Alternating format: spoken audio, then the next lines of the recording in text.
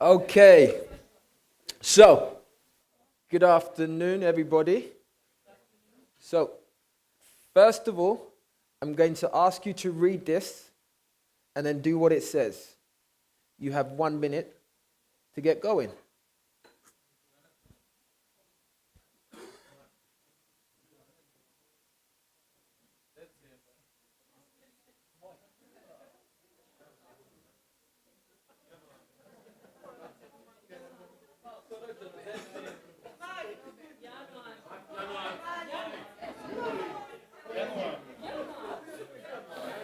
January. Is that December?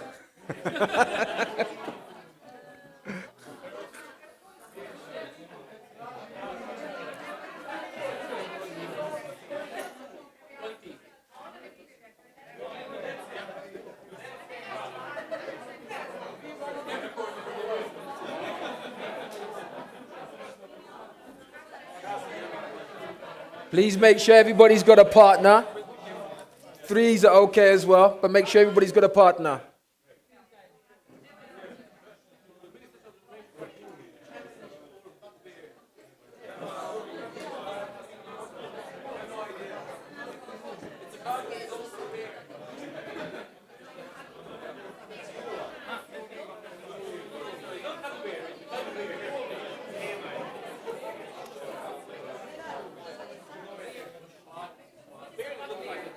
Oh, sorry, yeah, cultural. Bugbear means like a problem.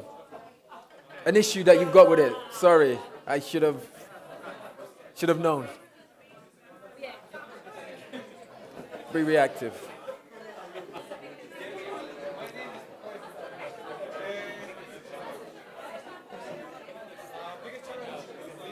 Thirty more seconds left.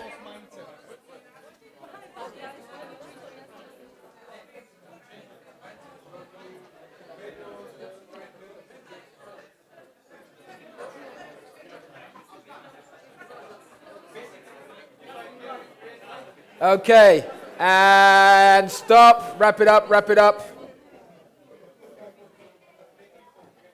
Okay.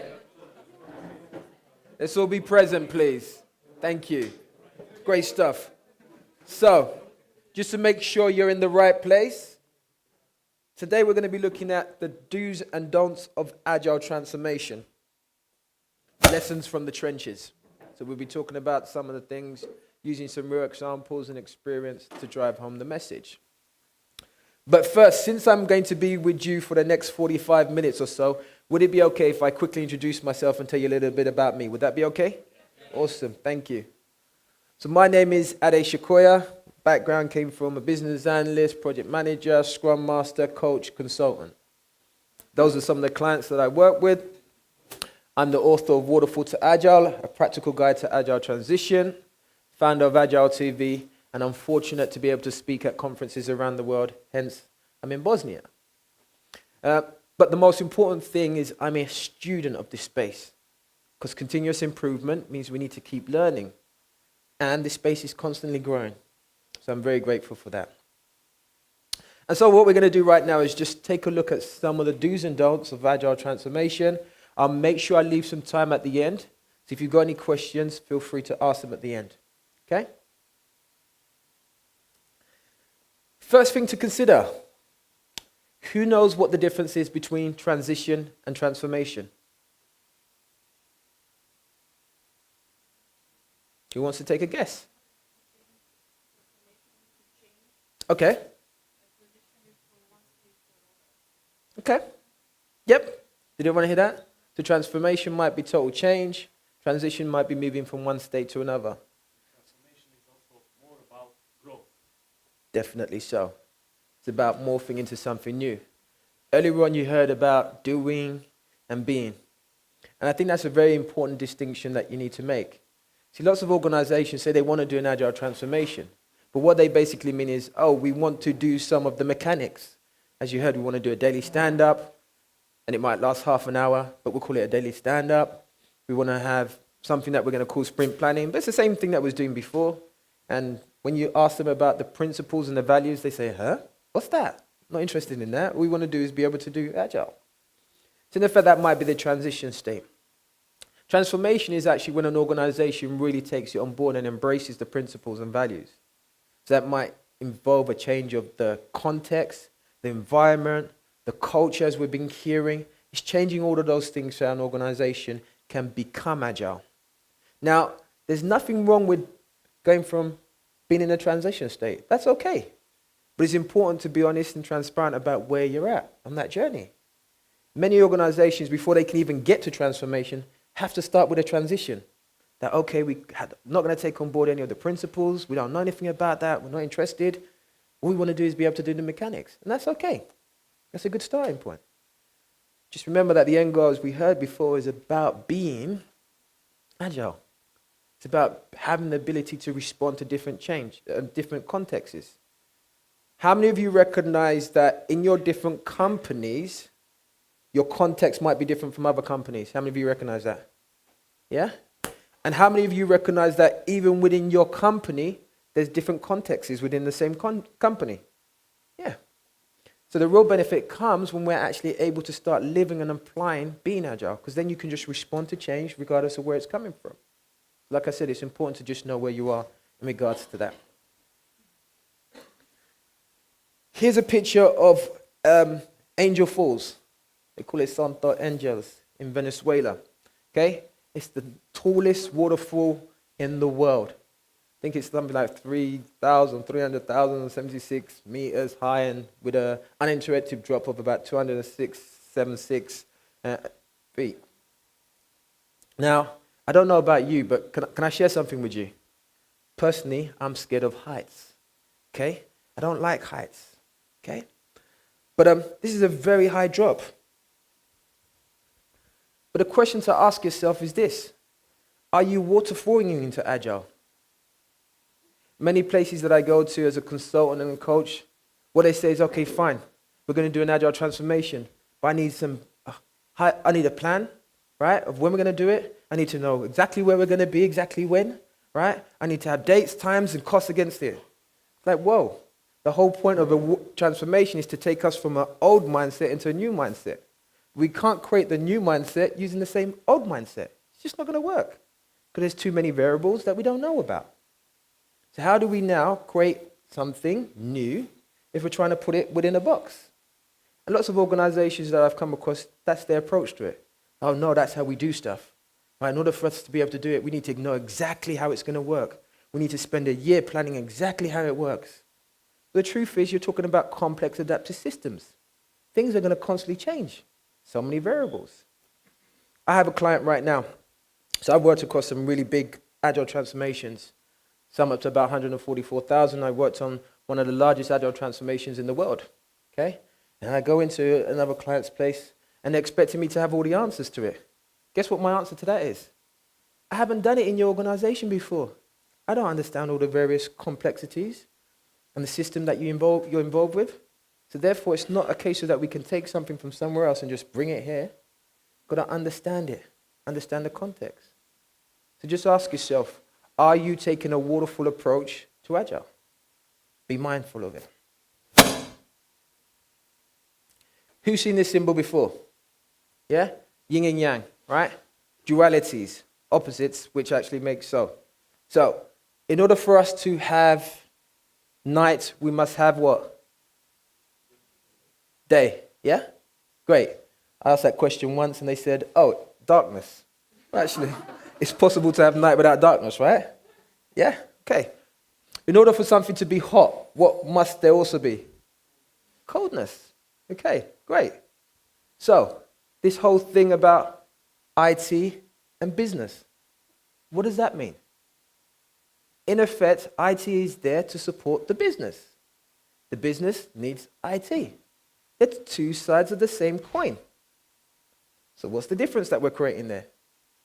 It's a current conversation I have with one of my clients at the moment. Constantly talking about, oh no, IT. Oh no, the business. Oh, IT. They, woo, woo. Hang about. We all exist for the organization. We're all just different parts. That's like my arm saying, I don't need your leg. Forget the leg. It's not me. I don't want the leg. It's like, whoa, dude, you need the leg as well, right? It's all part of the same thing. So it's two sides of the different coin. So ask yourself, because I see this a lot. Some organizations, they say, oh, we're doing an agile transformation. Great. Oh, yeah, we're only going to invite IT. Business, we're not going to worry about that. So what are you creating there? Are you creating something that's going to give you the outcomes? Or are you creating division? How do you separate the two from each other? What's the local coin? What do you call the local coin in Bosnia? A what? Convertible mark. Convertible mark. Okay, I'm going to go with convertible mark. All right? Great. It's like taking a coin, chopping it in half and saying it's still valuable. Is it valuable? It's not. All right? Two sides of the same thing. So also start looking at your business and IT from that perspective as well. Okay?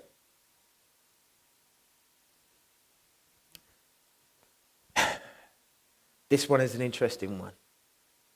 So, but first of all, let's do it like this. At what point do you engage your department that deals with people? Some organizations leave it. It's like, well, we're doing an agile transformation. Do we need to do anything with our departments? What do you think the answer to that is? The answer is yes.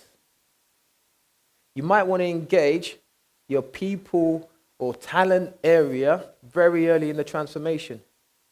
Guess what? One of the Agile Manifesto values is what? Individuals and interactions over processes and tools. I was sitting down at lunch with some people earlier on, and they was asking me what it's like to work with different cultures around the world in terms of an agile transformation. Guess one thing that I found out.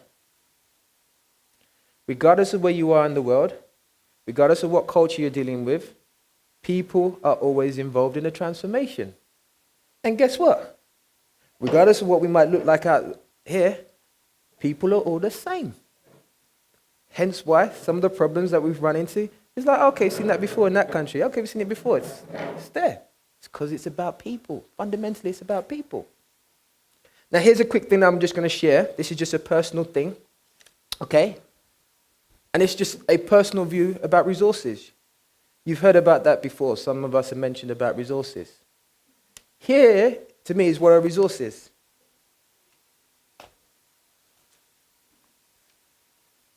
How many of you can hear it screaming? Okay. That's what happens when we treat people like resources. It's just a thing. Doesn't matter. Okay? And I see that with some of the clients that I work with. Spreadsheet. This resource. Yeah, I'm going to move him there. I'm going to move her there, move them there. They don't have any consideration that they might have a family. Okay? I see people getting moved up and down the country.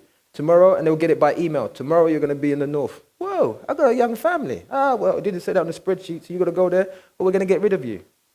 That's what happens when we treat people like resources. One time I was working with a company in the UK, and they had a team based in India. Unfortunately, because of the time difference, it meant there wasn't much time for collaboration. Guess what the great idea they had? Pardon?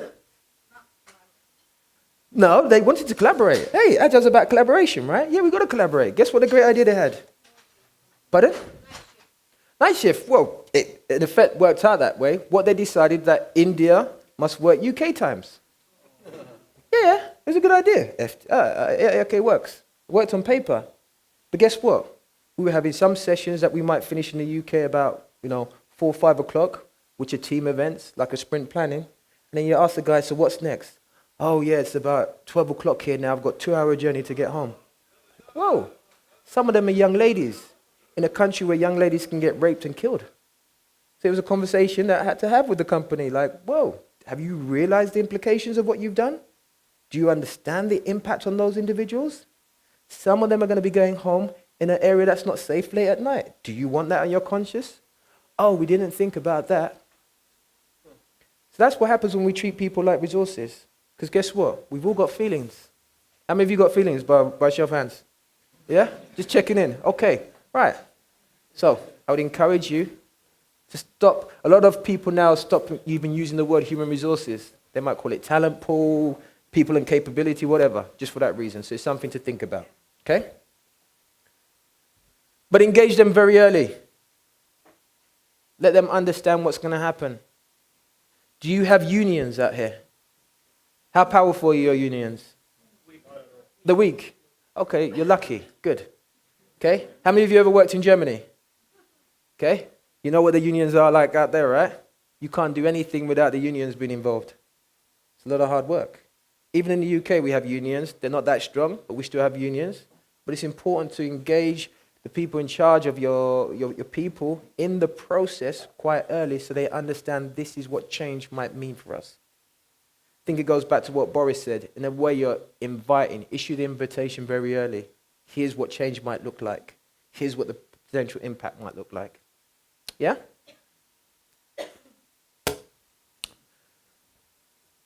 I have 3 boys. So my boys are aged 8, 5, and 4. Guess who dominates the house? Yeah, the youngest. He's in charge. It's like, whoa, dude, slow down. I'm like, you, daddy. He's like, okay, fine, no problem. You're in charge. We call him boss baby. His brothers call him boss baby, and guess what he says? I'm the boss baby. Right? He throws his weight around. Okay, it is what it is. I get it. Who are the change influences within your company? We're talking about introducing a new way of thinking, a new way of behaving, a new culture. And guess what? You're going to need some people that influence. You're going to need to get them on board very quickly. Malcolm Gladwell in his book, Tipping Point, talks about the influencers, the salesman, and I can't remember right now what the third person is that you need to create change. You need to be looking for those people because they're going to help to socialize this new way of being. They're the ones who are going to help bring about that change. So, who are the change influencers? Turn to the person next to you and have a discussion. And who do you think are the change influencers in your organization right now? Take a minute, turn to the person next to you, have a discussion.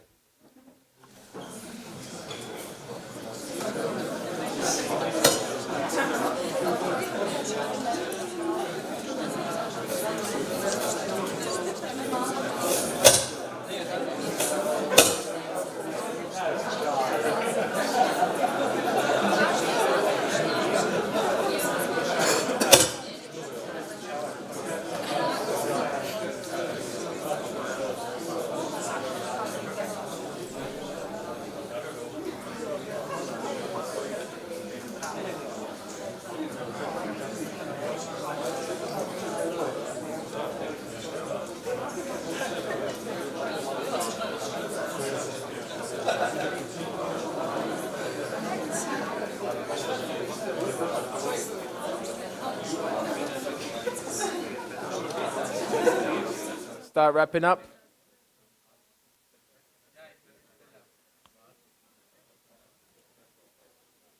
So, when we speak about company, that's kind of the macro level. Also start thinking about it at the micro level, even in your teams. Who are the key influencers? Is that you? And if so, what are you doing to influence change? If not, who are those influencers? Are you putting them in a position and are they empowered to be able to have influence? And the question really is then what could you do to help that? How could you create influence?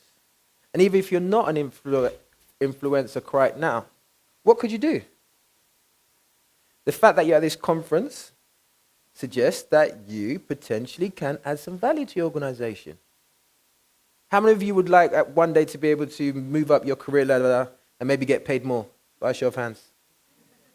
Okay, that's one of the things that I said is culturally as well. No matter where you go in the world, most people want the same thing, right? Everyone wants to do better. Guess what? One of the quick ways is actually to be this person. Go back to your organization with some new ways of thinking, new ways of being. Be the person to spearhead it. Okay? Before you know it, they'll be asking you to be able to make some differences and changes. Can I share a personal story with you? Would it be okay? Okay, so quite earlier on in my career, I was a BA, an Agile BA, okay? And I came into an organization, they were working in a Scrum way, but they'd been running for about 2 years. It was a multi-billion-pound government project. I don't know what the government is like in Bosnia, but in the UK, they're really bad at managing money, okay? Really terrible. They're worse. Fair enough, okay. It is what it is. Pardon? No complaints. Hey, it is what it is, right? You see it in different parts of the world. It is what it is. So anyway, the project's been running nearly 2 years, and guess what? Surprise, surprise, it's behind budget. I mean, it's over budget and it's behind on its delivery. And we're coming up to an election, okay? And guess what happens in the UK when there's an election? Yeah, everything's like, oh, go crazy, throw more money at it, okay?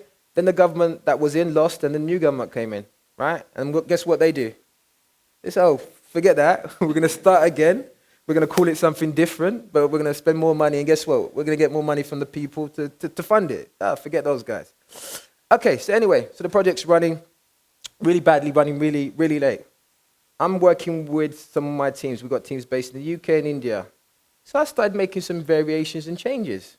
But I also knew that the organization wasn't ready for change, so I didn't tell them about it. It's kind of based on the ask for forgiveness rather than permission. The team starts doing really well. So all the other teams are like, whoa, why is that team doing so well when all of us are doing not so well? What's going on? Okay? Then guess what happened at that time? The elections happened. The new government came in. They said they're scrapping it. So the company said, whoever came in last needs to leave first. All right? I was one of the last people in, so they called me into the office and said, oh, we're sorry. We're going to have to get rid of you. Okay?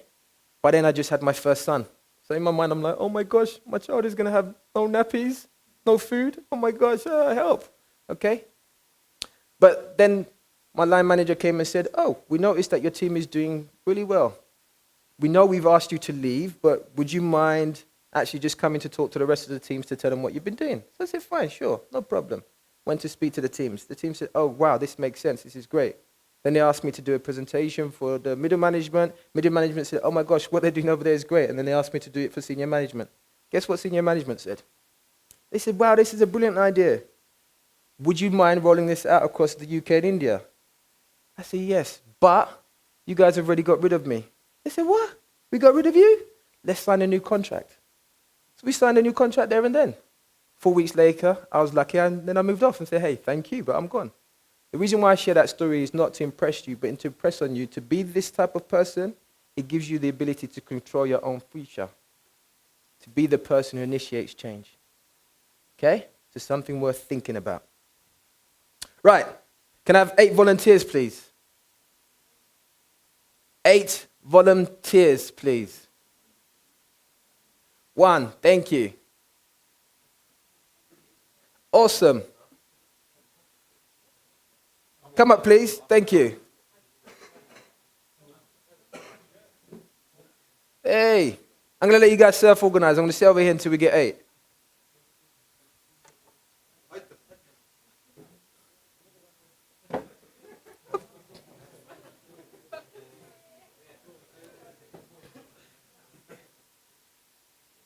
Yay. Awesome. Thank you very much. Okay, can you give them a round of applause for bravery? Making it happen. Thank you very much. So, we're going to do a little game here. Basically, what I'm going to do is I'm going to say something to you. Okay, I'm going to whisper it in your ear. And then your job is to pass on that message to him. And then for it to pass down to the end. Right? And then at the end, we'll see if the same message that started down there ends up down here. Yeah? Okay? Awesome. You're going to ask him what you asked him in the first place. I'm not going to ask you. I'm going to tell you something. Okay. That's all. Okay?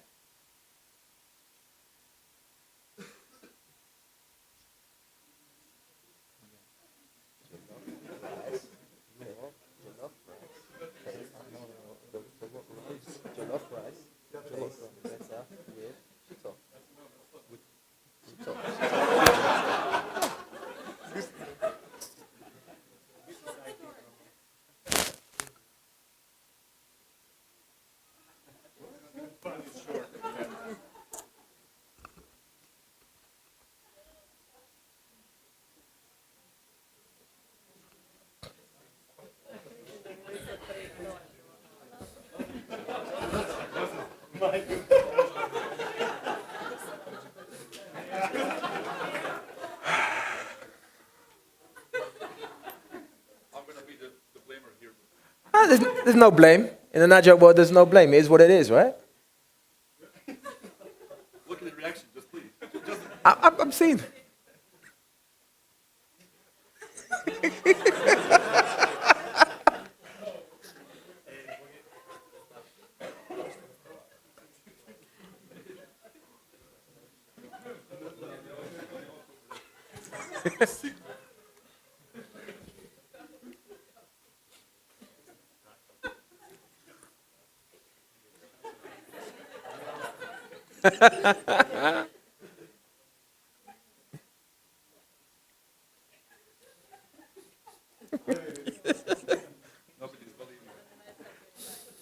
I don't know what he said. I don't know.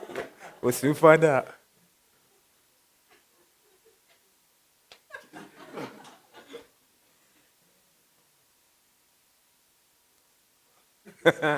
Do you have a microphone, please, so that the gentleman at the end could share whatever the message was? It'd be great. Awesome. Just want to hear.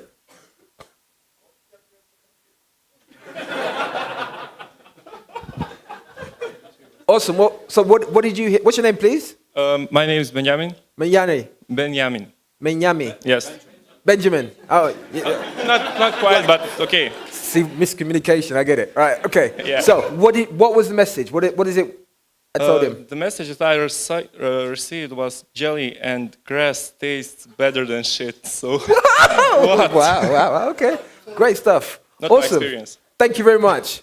So, yeah, I'm about to share that. So the message was, jollof rice tastes better with shito.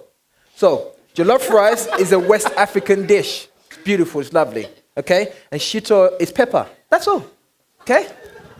However, we ended up with grass and shit. Whoa. Okay, round of applause, please. Thank you. Take your seat.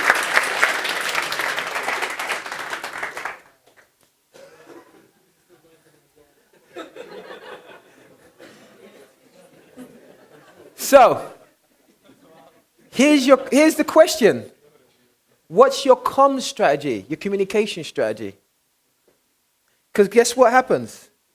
If you don't put out a message out there and you don't control that message, a message will get out there.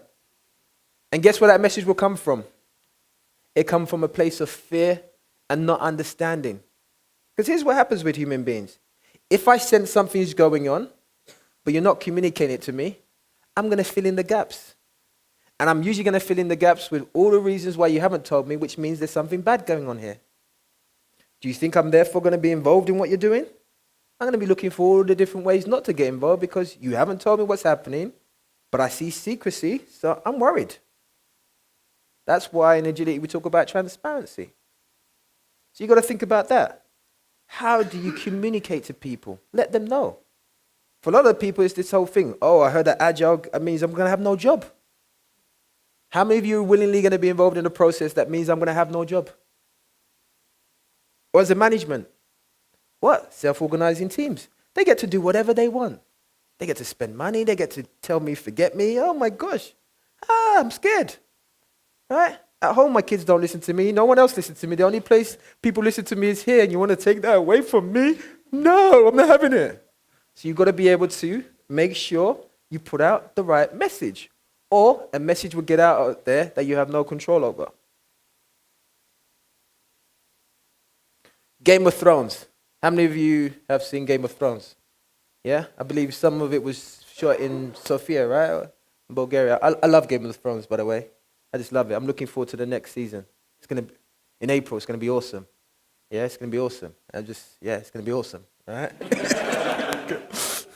So, some of you who might be Game of Thrones, you might remember Oberyn, the Viper, when he's standing in for Tyrion Lannister as his champion. So basically in their system, if somebody is charged with something and if there's no evidence, they have a belief that the gods will oversee and make sure that you have a champion to represent you and somebody to represent the person who's prosecuting you. And whoever kills each other is from the gods, so therefore that means you're okay. So you got Oberyn here versus the Mountain. Oberyn's the Viper.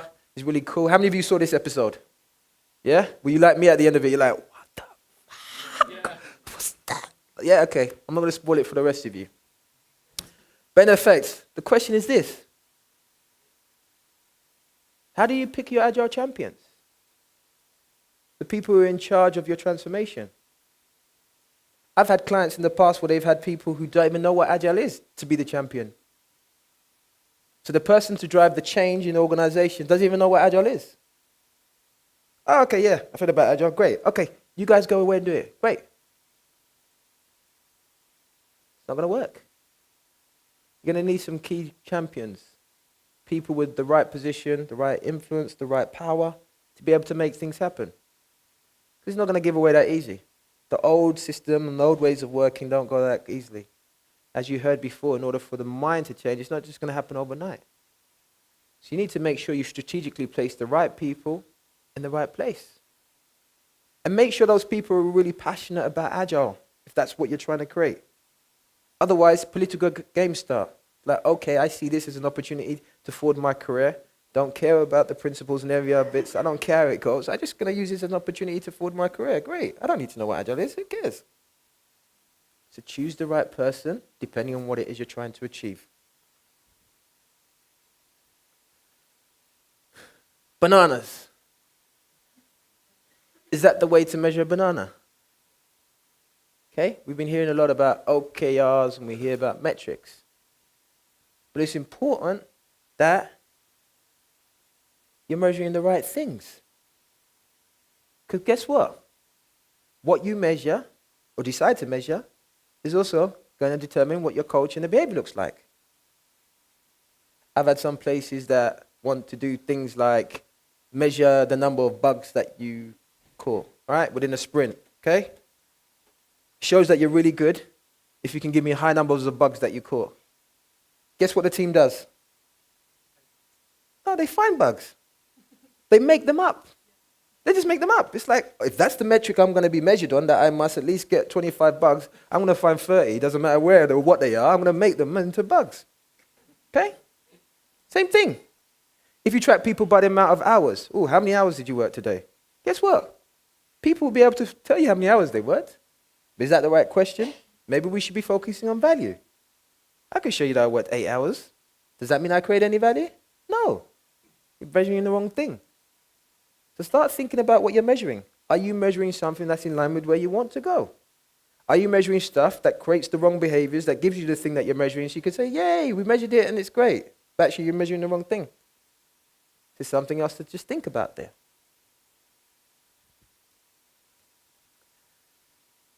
For ages, I always used to wonder, how do they get these boats into a bottle? It's like, wow. Do they build it and then put the bottle around it? Is it a real bottle? All that type of stuff. Always used to baffle me. And the question here is this. I don't know what it's like in Bosnia, but in the UK and lots of other countries, when they don't have the expertise in Agile, they get consultants and coaches and contractors in.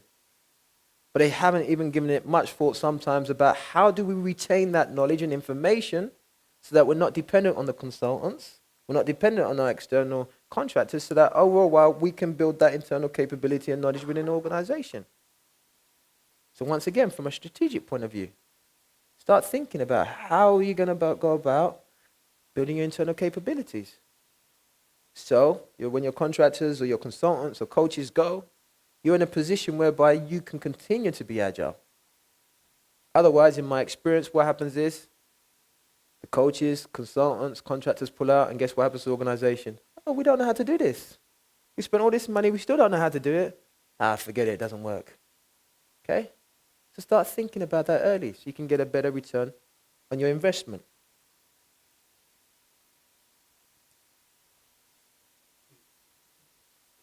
How many of you might have an idea what this picture relates to? Pardon? Pain, yeah. Yeah, it looks like he's going to pain. He's got that look like says, like you see in the cartoons, like, right? It's like, whoa. How many of you have been in organizations where it's like, oh yeah, we've just spun up a scrum team yesterday. Sounds like a good idea. So I want everybody to do it now. Like, whoa, slow down. We don't even know if this is going to work or how we're going to make this work in your environment. Oh, no. We're going to be looking at less. We're going to do DAD. We're going to do Nexus. We're going to do all of this stuff. Guess what happens if you've got a bad starting point and you scale it? What do you think happens? Pardon? It's going to fail. All you're doing is you're multiplying something that already doesn't work. I see with lots of clients. They're just so quick to, we've got to move. Yeah, let's go. Let's go from 1 to 20 teams. Whoa, slow down. We haven't even got the one team right. Oh, no, we need to, because guess what? We got a timeline. This goes back to that waterfall thing, right? We already planned this out. It's got to work by this time, or else we're in trouble. So therefore, we got to scale up the next 20 teams. At least get your foundational teams working really well within the context, take the learnings, and scale incrementally. Like I say to people, treat an agile transformation the same way that we talk about agile delivery. Incremental feedback. Incremental feedback. Incremental feedback. It's not about how fast you go. It's about ensuring that you're taking the right steps and creating the right quality. Is everyone with me on that one? Okay? So, any questions?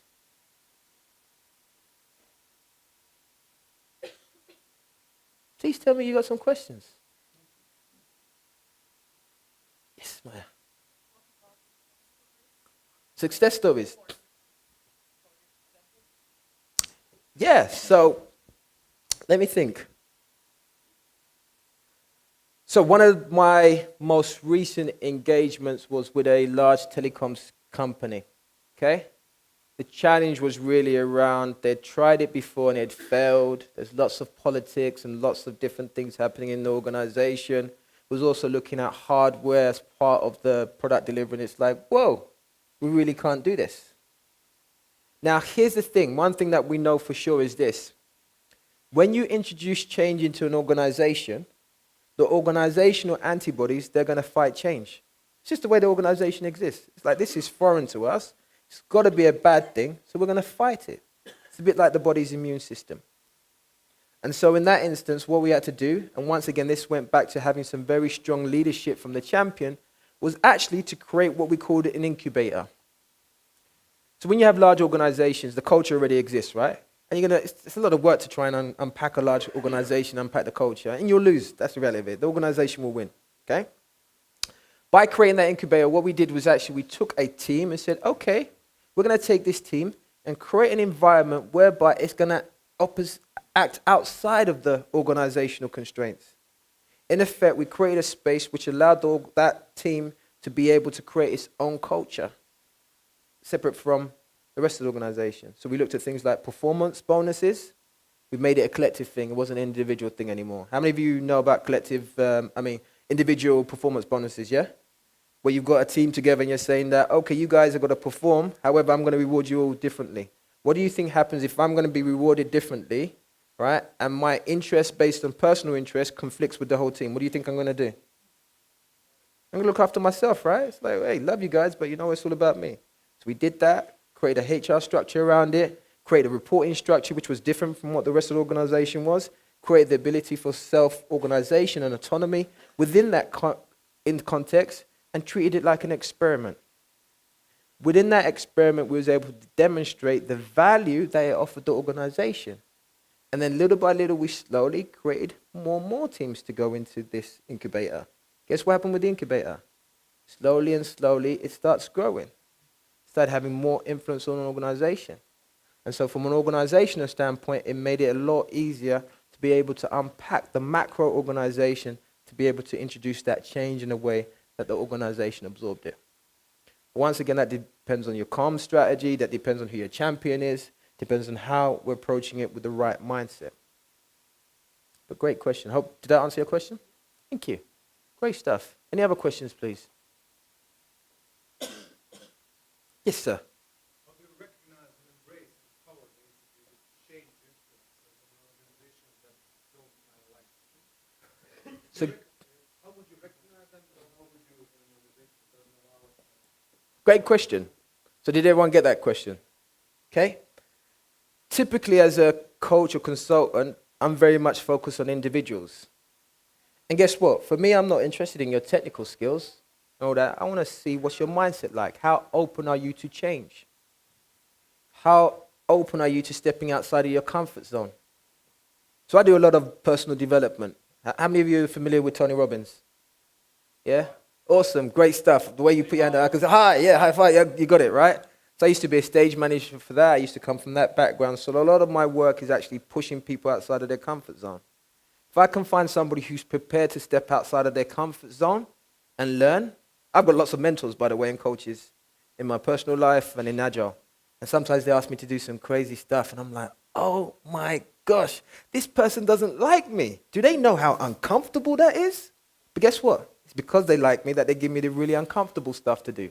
Because they know that's where the growth is. And so I'd be looking for people with that type of mindset who are prepared to grow, who are prepared to take on challenges, and prepared to be supported. And look for them to shine. Create a space for them to be able to shine, right? And work with them. And then depending on the level of influences or influence you have in the organization, start unblocking the organization to enable them to be able to do what they do. But the answer, the reality to that, sometimes that can be quite a challenge. Hopefully you begin to see some of this is simple, but it's not easy. It's the truth. A lot of these concepts are simple to get, right? But guess what? You're dealing with people. And people are the most complex thing I've come across yet. It's just the way it is. But great question. Thank you. Any more questions? Yes?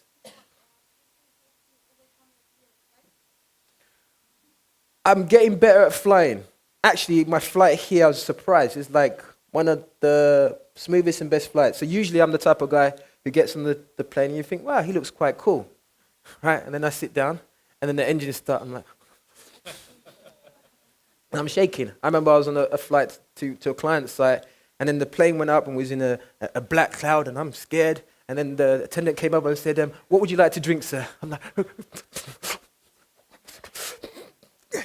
but I'm getting better. I'm getting better. Okay? I'm working on it. But thank you. Very great question. Awesome. We've still got about 2-3 minutes left, and I try to time box it so we can. Yes, thank you.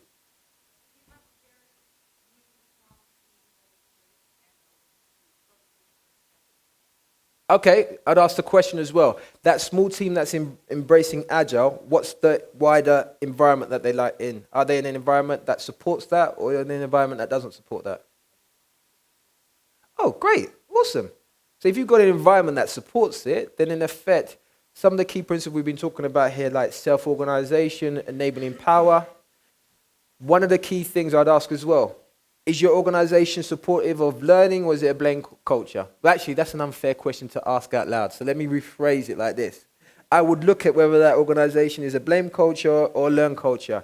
If it's a learn culture, then it's, hey, it's a thrill day, right? We'll put some kind of framework or structure in place to ensure that we don't damage anything and allow the team to self-organize, iterate, and learn.